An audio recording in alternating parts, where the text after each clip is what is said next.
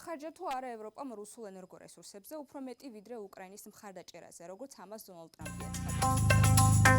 ევრო გადამოწმება.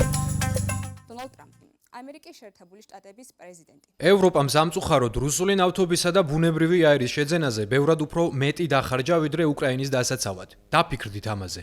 ჩვენ უახლესი მონაცემების გამოყენებით ვცადეთ გადაგვემოწმებინა ეს ბრალდება. რუსული წიაღისეული ნედლეული კვლავ შედის ევროპულ ბაზარზე. მიუხედავად იმისა, რომ ევროკავშირმა უკრაინაში ომის საპასუხოდ რუსეთს ენერგეტიკულ პროდუქტებზე სანქციები დაუწესა.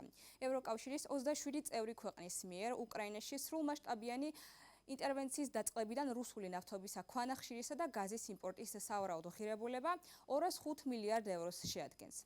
ჩვენ ეს მონაცემები ევროკავშირის მიერ ამავე პერიოდში უკრაინისთვის გაწეულ ფინანსურ დახმარებას შევადარეთ. ევროკომისიის ინფორმაციით ეს მაჩვენებელი 133 მილიარდ ევროს შეადგენს, რაც მოიცავს როგორც ფინანსურ, ისე სამხედრო და ჰუმანიტარულ დახმარებას.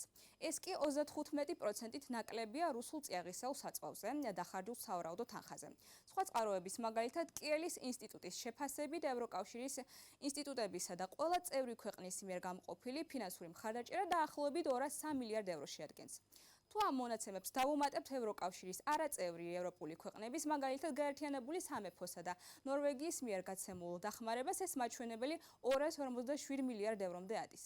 შესაბამისად, ტრამპის განცხადებების სიზუსტე იმაზეა დამოკიდებული, მხოლოდ ევროკავშირის მხარდაჭერას განვიხილავთ, თუ მთლიანად ევროპის მიერ გაწეულ დახმარებას.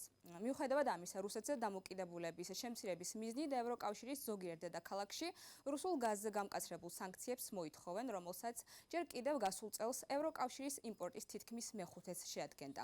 ექსპერტები ამბობენ, რომ უფრო მკაცრმა სანქციებმა, რომლებიც მიმართული იქნება კრემლისთვის დაწესებული სანქციების გვერდისავლაზე, შესაძლოა მოსკოვის წლიური შემოსავალი კიდევ 20%-ით შეამციროს. ევრო გადამოწმება.